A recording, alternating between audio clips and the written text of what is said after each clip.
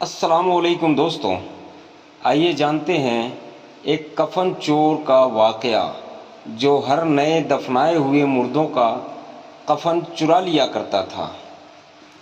ایک بزرگ جن کا نام حضرت سیدنا اسحاق رحمۃ اللہ علیہ ہے، آپ فرماتے ہیں کہ ایک شخص ہماری محفل میں آیا کرتا تھا، مگر اس کا آدھا چہرہ ہمیشہ چھپا رہتا تھا۔ ایک مرتبہ میں نے اس سے پوچھا کہ تم اپنا آدھا چہرہ چھپائے رکھتے ہو، اس کی کیا وجہ ہے؟ مجھے اس راز سے آگاہ کرو۔ اس نے کہا کہ اگر آپ امان عطا فرمائیں تو میں اپنا معاملہ بتاتا ہوں۔ کہا کہ بتاؤ، اصل معاملہ کیا ہے؟ اجازت ملنے پر اس نے اپنی داستان کچھ اس طرح سنائی۔ اس نے کہا کہ میں کفن چور تھا، میں نے کئی قبروں سے کفن چرائے۔ جب بھی کسی قبر کے متعلق معلوم ہوتا تو فوراً وہاں پہنچ کر کفن چرا لاتا۔ ایک مرتبہ ایک عورت کا انتقال ہوا۔ جب اسے دفنا دیا گیا تو میں فوراً قبرستان پہنچا۔ جب اینٹیں ہٹا کر کفن کی ایک چادر ہٹائی اور دوسری چادر کھینچنے لگا تو اچانک اس عورت کی بے جان جسم نے حرکت کی اور چادر کو تھام لیا۔ میں نے کہا، تمہارا کیا خیال ہے؟ تم مجھ سے جیت جاؤ گی؟ ایسا نہیں ہو سکتا۔ یہ کہہ کر میں گھٹنوں کے بل بیٹھ گیا اور پوری طاقت سے کفن کھینچنے لگا۔ اسی وقت اس عورت نے مجھے ایک زوردار تھپڑ مارا، جس کے درد کے شدت سے بے قرار ہو گیا اور میرے چہرے پر بہت زیادہ جلن ہونے لگی۔ یہ کہہ کر اس چور نے اپنے چہرے سے کپڑا ہٹایا تو اس کے گال پر انگلیوں کے نشان چھپے ہوئے تھے۔ میں نے کہا کہ پھر کیا ہوا؟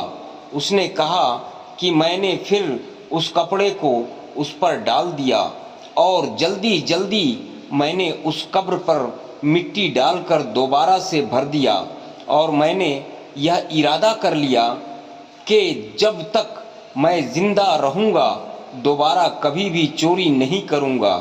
اللہ میرے سبھی گناہوں کو معاف فرمائے اور مجھے توبہ کرنے کی توفیق عطا فرمائے۔ حضرت سیدنا ابو اسحاق رحمۃ اللہ علیہ فرماتے ہیں، اس کفن چور کا سارا واقعہ لکھ کر حضرت سیدنا ابو عزیر رحمۃ اللہ علیہ کی طرف روانہ کیا۔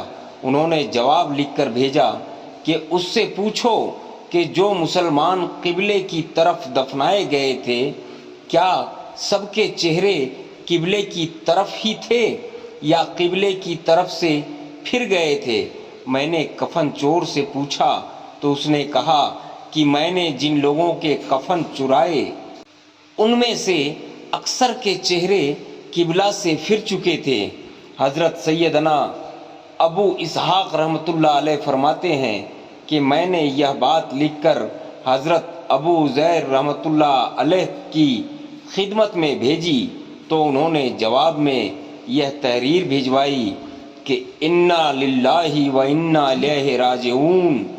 یا اسحاق رحمۃ اللہ علیہ جن لوگوں کے چہرے قبلہ سے پھر چکے تھے، ان کا خاتمہ سنت پر نہیں ہوا۔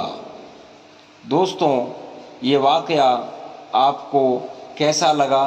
دوستوں، اس واقعے سے ہم کو صرف یہی سبق ملتی ہے، اللہ کے محبوب کے بتائے ہوئے راستے پر چلیں اور ایمان پر چلیں۔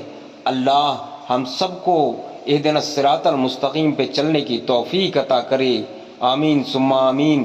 ہم سب کو اپنے پیارے محبوب حضرت محمد رسول اللہ صلی اللہ تعالیٰ علیہ وآلہ وسلم کے بتائے ہوئے راستے پر چلنے کی توفیق عطا کرے، آمین ثم آمین۔ دوستوں، اگلا ویڈیو لانے تک کے لیے آپ سب سے اجازت چاہتے ہیں۔ اللہ حافظ، دعاؤں میں یاد رکھیں۔